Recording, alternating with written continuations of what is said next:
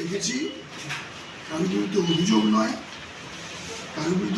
নয়, খালি একটু তথ্য আপনাদের সামনে দেওয়ার জন্য। কিছুদিন আগে আমাদের বিধায়ক এলাকা উন্নয়ন প্রকল্পের যে কমিটি আছে, বিধানসভা স্ট্যান্ডিং কমিটি, তারা এসেছিল এবং তারা পরিদর্শনে এসে প্রথমে দেখে যে কাজ ঠিকমতো হচ্ছে কিনা, কাজগুলো হচ্ছে কিনা, যে কাজ প্রজেক্ট দেওয়া আছে, এবং তারা ইউটিলাইজেশনের উপরে তারা একটা বলে যে এত% কাজ হয়েছে। এবং ইউটিলাইজেশন মুশকিল হচ্ছে, এরা 21-22 সাল থেকে ধরেছে,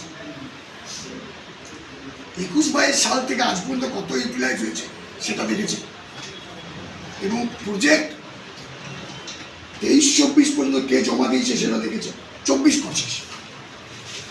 একমাত্র আমরা কাগজ দিতে পারি আপনাদেরকে, 24-25 প্রজেক্ট একমাত্র রানীগঞ্জ বিধানসভার ক্ষেত্রেই দেওয়া হয়েছে। বাদ বাকি কারু আপনার 23-24 পর্যন্ত দিয়ে শেষ হয়েছে, এবং আপনার বালাবনি খালি আপনার 23-24 পর্যন্ত দিয়েছে, আর বাদ বাকি সবাই 22-23 পর্যন্ত দিয়েছে।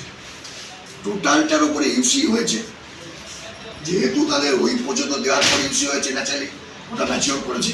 আর যেহেতু আমার এই পর্যন্ত দেওয়া আছে 23-24, তাই ওটা একটা ম্যাকুর আছে। আবার আমি একটা জিনিস বলি, আমার দেখাচ্ছে, আমার আসলে রানীগঞ্জ বিধানসভা দেখাচ্ছে কত পার্সেন্ট, দেখালো কত, 38%। 38% দেখিয়ে আমার ইউটিলাইজেশন দেখাচ্ছে কত, 84 লক্ষ টাকা।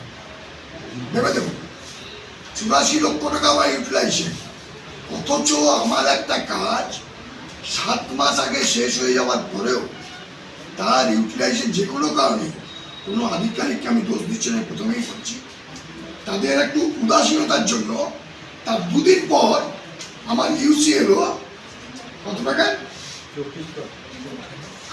একসঙ্গে বললাম 27 লক্ষ টাকা একটা ইউসি তার 2 দিন পর এলো, যে কাজগুলো 7 মাস আগে শেষ হয়ে গেছে। কাজগুলো কি, কাজোড়া হাই স্কুল, আরেকটা Kajora high school, Kajora high school আমি শেষ করেছি 7 মাস আগে, তার ইউসি এসছে স্ট্যান্ডিং কমিটি চলে যাবার 2 দিন পর।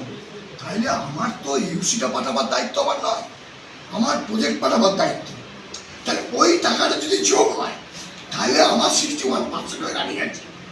এটা আমি আবার বোঝাই, রিপিট, কোনো আধিকারিকের দোষ নয়, সমস্ত বিডিও বা এডিএম যিনি বিউপি দেখেন, তার দোষ নয়। নিম্ন স্তরের যারা আধিকারিক আছেন তারা অত্যন্ত রিলাক্টেন্ট ছিলেন বলে তার 2 দিন পর আমার এই ইউসিটা এলো 24 লক্ষ টাকা।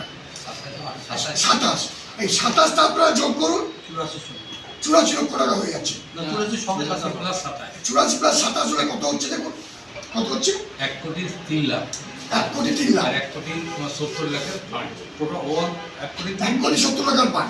তাহলে আপনার অনেক বেশি পার্সেন্টেজ 61% হয়ে যাচ্ছে। তাহলে একটা হচ্ছে 2 দিন করে দেওয়ার জন্য এই প্রবলেমটা আমার ফেস করতে, তার জন্য আমি তো দায়ী নই। এমন একটা মানে ভাবনা তৈরি করে দেওয়া হলো যে আমি কাজ দিই নাই। আরে ভাই, আমার 2024-25 কাজ দেওয়া আছে 66 লক্ষ টাকা, আমার অনগোয়িং প্রজেক্ট চলছে, যেটা ফান্ড দিতে পারি না। এবং এই কাগজ যদি আপনার জেরক্স করে দিই, আপনি স্টাডি করেন, তাহলে আপনারা বুঝতে পারবেন যেটা সব থেকে বেশি ফান্ড আমার অ্যালট হয়েছে, সব থেকে বেশি প্রজেক্ট জমা দেওয়া হয়েছে আমার টিল ডেট। এইটা আমার কথা বিশ্বাস না করে কাল কিন্তু এডিএম বিইউপির কাছে চায়, তারা দিতে বাধ্য আপনাদেরকে সমস্ত ডকুমেন্ট। কিন্তু এইটা আমি পরিষ্কার দেখাচ্ছি, ইউটিলাইজেশন সার্টিফিকেট আমাকে দেওয়া হলো 2 দিন পর, 23/9, যে কাজ শেষ হয়ে গেছে 7 মাস আগে, সেই টাকাটা যোগ হলে 61%। আর আমি বেশি কথা বলছি, এটা আমার মধ্যে আমার নিজের পক্ষে যেটা কৈফিয়ত ইউসি দেওয়ার দায়িত্ব কিন্তু আমার নয়, প্রজেক্ট দেওয়ার দায়িত্ব। আবার আমি বলছি যে আমি কোনো আধিকারিককে দোষ দিচ্ছি, জানতে পারলাম তখনই আমি বলছিলাম ইউসির কাছে কিনা সরি বলে পারিও না। তো একটা কোনো মহল না কোনো মহলে হয়েছে। একটা নেগলিজেন্স, একটা উদাসীনতা, সরকারি নিচু স্তরে একটা উদাসীনতা। এটা ভিডিও দেখবে না, এটা ডিএম দেখবে না, এডিএম দেখবে না। আর আমি আপনাকে তো দায়িত্ব নিয়ে বলছি, বিগত বিধানসভায় যদি দেখে নেন, আপনাদের দেখতে হবে সত্য উদ্ঘাটনের ক্ষেত্রে আপনাদের দেখতে হবে বিগত বিধানসভায় 98% সব থেকে কাজ হয়েছে আসানসোল দক্ষিণ বিধানসভা। এবং টিল ডে এই বিধানসভার কাজ সব থেকে বেশি, টিল ডে প্রজেক্ট জমা দেওয়ার কাজ সব থেকে বেশি। কাল তো শুক্রবার শনিবার, কাল দয়া করে কেউ যদি একজন যান আপনার পেয়ে যাবেন। আমি এটা দিচ্ছি, এটা start করার তাহলে রাখতে হবে।